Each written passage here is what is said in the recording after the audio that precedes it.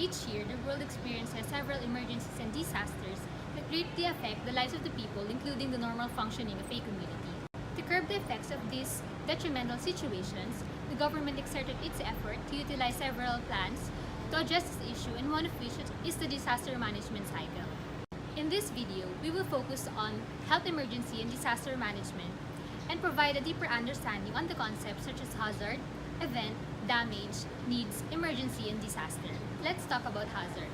Hazard is the source of potential damage, harm, or adverse effects to something or someone. Hazards may be classified into two: natural and man-made hazards.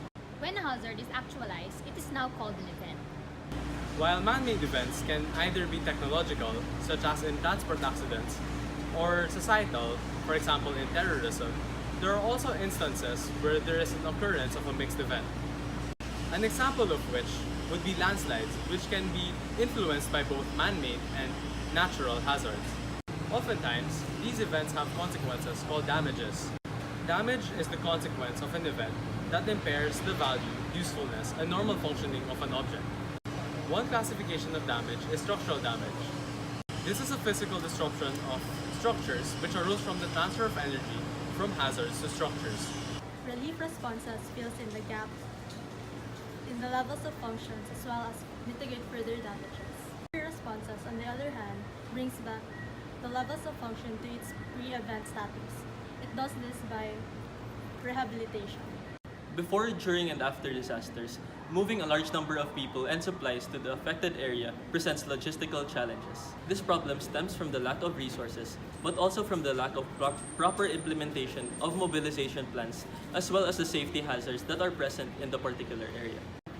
At the scene of a disaster, it may be hard for responders to follow completely their objectives because of the variable conditions of the target location.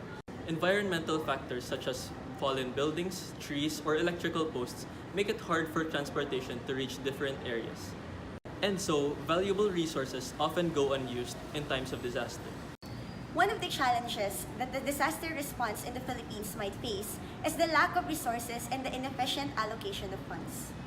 For a country as vulnerable as ours, resources play a crucial factor in determining what could be done or the magnitude or extent of help that could be contributed for the said victims of a said disaster. The ability of the country as a whole to recover is even further limited. Even if there is commitment from the government and its various agencies, there is no resource to fulfill that commitment. Also, if resources should be available, the money we should have gone otherwise to the more deserving areas are not utilized properly, since areas with easy access and high visibility are prepared more. Communication and information challenges are closely related when it comes to assembling a response after disasters. Access to key information is needed at all levels of response. Whether they are volunteers on the grounds or officials organizing action plans, they require accurate and timely knowledge on local infectious diseases, toxins, and environmental hazards. They also need to know the location of facilities for them to be able to provide immediate health care. This information is difficult to obtain in the midst of a disaster response. This is because of communication challenges. Specifically, the lack of communication devices such as interoperable radios and the lack of coordination from different response groups. Such problems essentially cause the response to be inefficient and could lead to significant losses to life and to natural resources.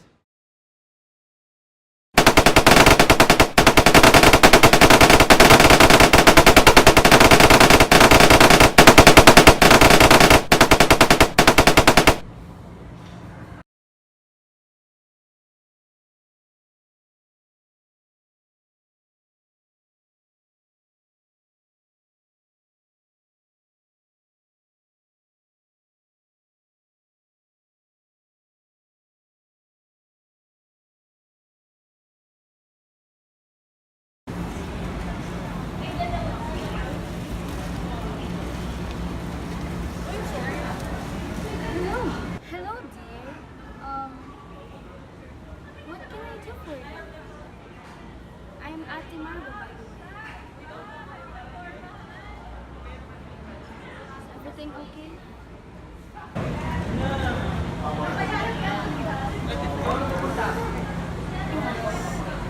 Let it go down. Ako yung saan. Let's go. Saan? Ang saan?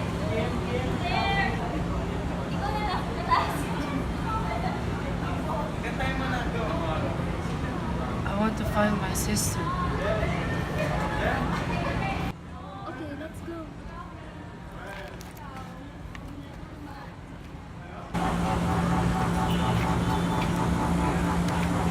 Hello, ma'am. Good afternoon. I'm Marga. I'm a volunteer.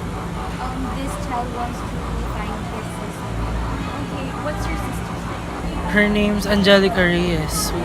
We got separated about a few hours ago on our way to the camp.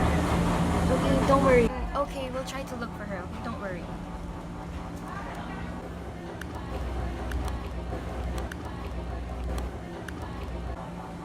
Okay, we found your sister. She's in building 3. She's in building 3.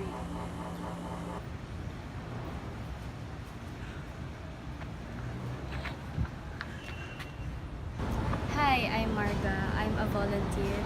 I found RJ earlier in our refugee camp. He wanted to find his sister, so we tracked it down. Yes, we heard gunshots earlier, and so we ran away from our home to find somewhere safe, and we lost our parents. Can you help us find them too? Yeah, I'll lead you to the social services.